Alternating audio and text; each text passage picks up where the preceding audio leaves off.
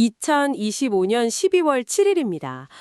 정말 한 해가 순식간에 지나가는 것 같네요. 네, 시간이 정말 빠르죠. 아마 많은 분들이 지금쯤 연말 보너스를 어떻게 써야 하나, 아니면 내년 투자 계획은 어떻게 세워야 하나, 이런 고민들 하고 계실 텐데요. 그렇죠.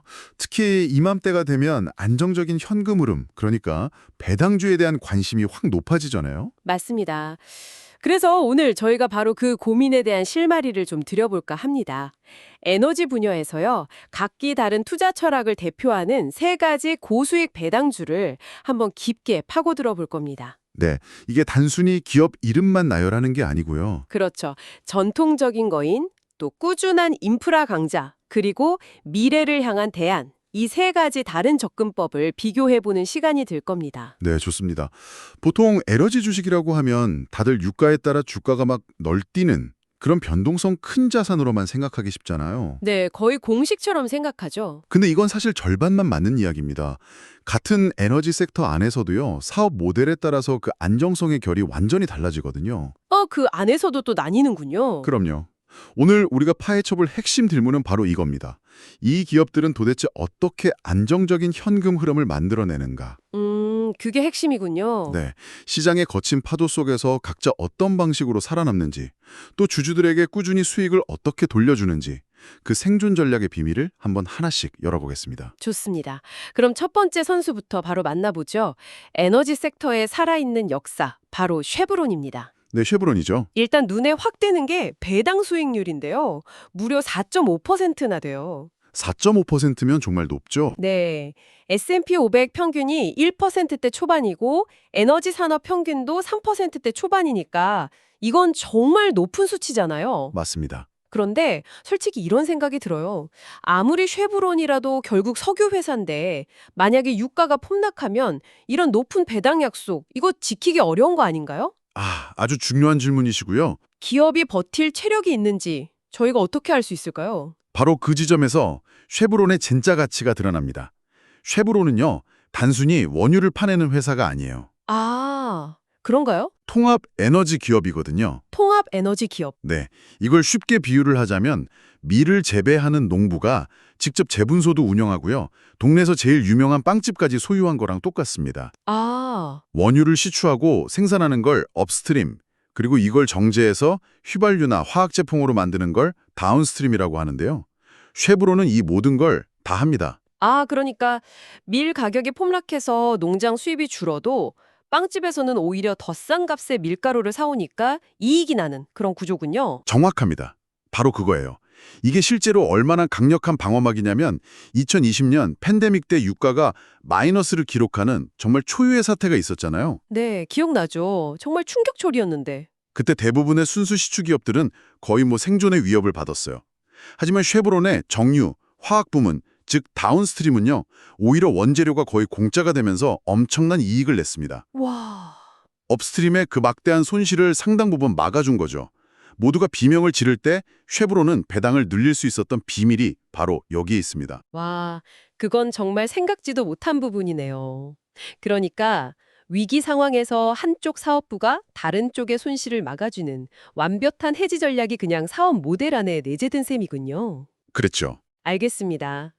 그 방어막은 정말 튼튼해 보이는데 그래도 계속된 불황이나 예기치 못한 위기가 닥치면 결국 버티는 힘, 그러니까 기초 체력이 중요하지 않을까요? 물론이죠.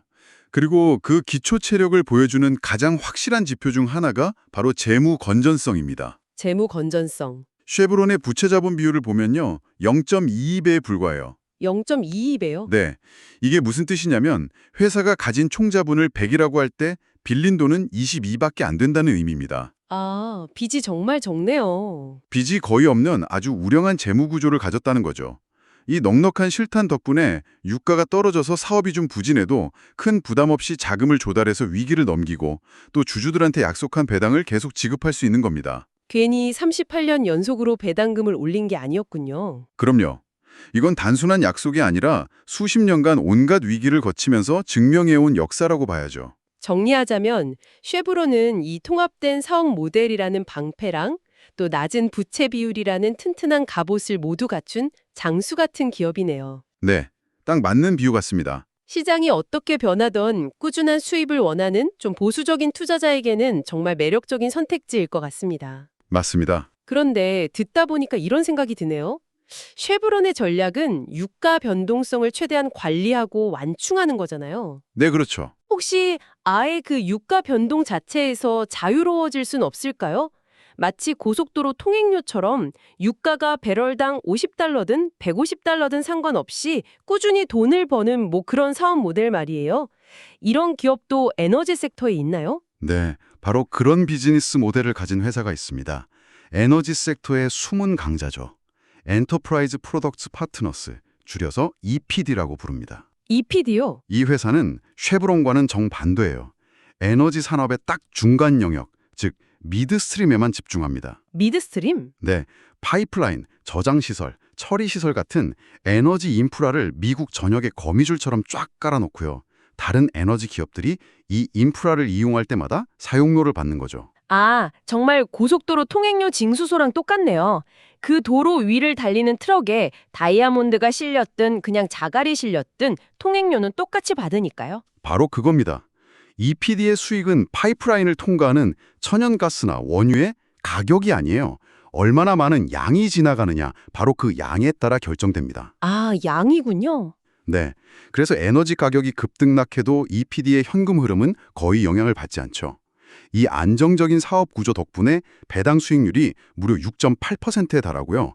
27년 연속으로 배당을 늘려왔습니다. 6.8%요? 쉐브론보다도 훨씬 높은데요? 네, 훨씬 높죠. 이렇게 안정적인데 수익률까지 높다니? 이건 너무 좋은 이야기처럼 들리는데 혹시 여기엔 어떤 함정이나 뭐 대가가 따르는 건가요? 하하, 함정이라기보다는 선택과 집중의 결과라고 봐야 합니다. 선택과 집중? 네. EPD 같은 미드스트림 기업은 주식시장의 화려한 파티에서는 가장 재미없는 손님처럼 보일 수 있어요. 주가가 하루에 막 10%씩 오르고 이런 일은 거의 없으니까요. 아, 성장은 좀 더디겠군요. 그렇죠.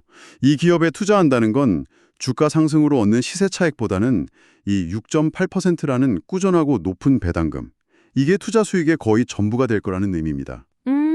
그래서 만약에 투자 목표가 포트폴리오의 성장이 아니라 현금 흐름 창출을 극대화하는 것이다.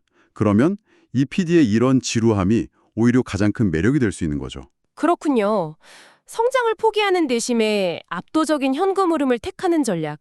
아, 이건 투자자 성향에 따라서 호불호가 확실히 갈리겠어요. 네, 맞습니다. 혹시 이 기업에 투자할 때 유의해야 할 다른 리스크는 없을까요? 물론 있습니다. 가장 큰 리스크는 통행량, 즉 파이프라인을 통과하는 에너지 물량 자체가 줄어드는 경우겠죠. 아, 통행량이 줄어드는 거요? 네. 예를 들어서 특정 지역의 셰일가스 생산량이 갑자기 확 줄어든다거나 하면 타격을 받을 수 있습니다. 또 다른 건 규제 문제고요. 규제 문제? 네. 새로운 파이프라인을 건설하려면 복잡한 환경 규제랑 인허가 절차를 통과해야 하는데 이게 갈수록 까다로워지고 있거든요. 그래서 신규 성장 동력을 확보하는데 어려움을 겪을 수도 있죠. 그리고 마지막으로 이 기업은 마스터 합자회사, MLP라는 독특한 형태로 운영돼서요. 세금 구조가 일반 주식회사와 다르다는 점도 미리 알아두셔야 합니다. 알겠습니다. 그럼 지금까지 두 가지 전략을 살펴봤네요. 유가 변동을 온몸으로 막아내는 거인 쉐브론, 그리고 유가와 상관없이 통행료를 챙기는 EPD. 네. 그런데 두 기업 모두 결국은 화석연료에 깊이 발을 담고 있잖아요. 그렇죠. 솔직히 2025년에 화석연료 기업에 투자하는 게 맞나? 이런 근본적인 질문을 안 할 수가 없어요. 전 세계가 탄소 중립을 외치고 있는데 이건 마치 1910년에 마차 회사를 사는 것 같은 느낌이 들기도 하거든요.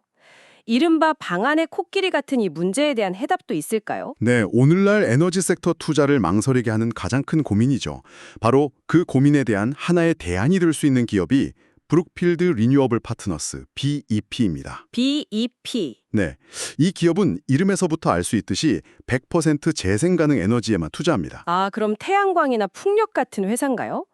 요즘 그런 기업들은 워낙 많은데 BEP만의 특별한 점이 있나요? BEP의 가장 강력한 무기는 바로 압도적인 다각화입니다. 다각화요? 네, 단순히 태양광이나 풍력 어느 한 가지에만 집중하는 게 아니에요. 가장 전통적이고 안정적인 재생에너지인 수력 발전부터 시작해서요. 태양광, 풍력, 그리고 생산된 전기를 저장하는 에너지 저장 기술, 심지어 최근에는 원자력까지 포트폴리오에 편입시켰습니다. 원자력까지요? 네. 지리적으로도 북미, 남미, 유럽, 아시아 전역에 걸쳐서 자산을 보유하고 있죠. 그래서 청정에너지 분야에 투자를 하고 싶은데 어떤 기술이 미래의 최종 승자가 될지 확신이 안 서는 분들 있잖아요. 네, 있죠. 그런 분들에게는 완벽한 원스톱 쇼핑 같은 선택지가 될 수 있습니다. 와, 재생에너지의 통합에너지 기업 버전이라고 할 수 있겠네요. 하하, 맞습니다. 미래지향적인 건 알겠는데 배당주로서의 매력은 어떤가요? 보통 성장주로 분류되는 기업들은 배당이 적거나 아예 없는 경우도 많잖아요. 적정인 수준이에요. 5.3%요? 네, 물론 쉐브론처럼 수십 년의 역사를 가진 건 아니지만 배당금은 꾸준히 증가해왔습니다. 특히 주목할 점은 회사 스스로 2030년까지 매년 5%에서 9%의 배당 성장을 달성하겠다, 이런 구체적인 목표를 제시했다는 겁니다. 아, 과거의 실적이 아니라 미래의 성장 계획을 믿고 투자하는 거군요. 그렇죠. 쉐브론과 EPD가 이미 검증된 과거를 바탕으로 안정성을 제공한다면 BEP는 다가올 미래의 변화에 올라타면서 안정적인 수입을 창출하겠다는 그런 비전을 제시하는 셈이네요. 맞습니다. 하지만 그 비전에는 당연히 리스크도 따릅니다. 어떤 리스크죠? 재생에너지 프로젝트는 대규모 초기 투자가 필요하기 때문에 금리에 매우 민감해요. 금리가 낮을 때는 자금 조달 비용이 적어서 수익성이 높지만 지금처럼 금리가 높은 시기에는 신규 프로젝트의 수익성이 악화될 수 있죠. 아, 그렇겠네요. 또 BEP의 성장은 결국 전 세계적인 에너지 전환 정책의 속도와 강도에 달려있기 때문에 정치적, 정책적 불확실성에도 노출되어 있습니다. 에너지 전환이라는 거대한 흐름에 확신이 있으면서도 그 과정에서 안정적인 수입을 원하는 투자자에게 가장 적합한 선택지라고 할 수 있겠습니다. 자, 이렇게 에너지 분야에서 현금 흐름을 창출하는 세 가지 아주 다른 접근법을 상입해봤습니다. 한번 정리해볼까요? 네, 좋죠. 첫째, 쉐브론. 통합 사업 모델과 철벽 같은 재무 구조로 검증된 안정성을 자랑하는 전천후 거인. 네, 마지막으로 브룩필드 리뉴어블 파트너스. 에너지 전환이라는 미래의 파도에 올라탄 다각화된 대안. 정말 각자의 색깔이 뚜렷하네요. 네, 맞습니다. 세 기업은 각각 다른 배당 수익률, 다른 성장 전망, 그리고 에너지 전환이라는 이 시대적 과제와 관련된 각기 다른 리스크 프로파일을 가지고 있죠. 결국 어떤 전략이 청취자 여러분 각자의 시장 전망, 또 투자 목표와 일치하는지가 핵심일 겁니다. 그렇죠. 오늘 우리는 각 기업의 사업 모델과 과거 기록을 바탕으로 장단점을 분석해 왔는데요. 여기서 마지막으로 여러분이 스스로에게 던져봐야 할 질문이 하나 있습니다. 어떤 질문이죠? 전 세계의 에너지 전환 속도가 현재의 예상보다 훨씬 빨라지거나 혹은 예상외로 더뎌진다면 오늘 우리가 살펴본 이 세 가지 전략의 장기적인 균형은 어떻게 바뀔까요? 여러분은 기존 사업이 점차 쇠퇴할 수 있다는 과거의 리스크와 아직 완전히 검증되지 않은 새로운 사업이 성장통을 겪을 수 있는 미래의 리스크 중에서 과연 어느 쪽을 더 마음 편하게 감수할 수 있으신가요? 이 질문에 대한 답이 여러분의 포트폴리오에 가장 적합한 선택을 이끌어낼 겁니다.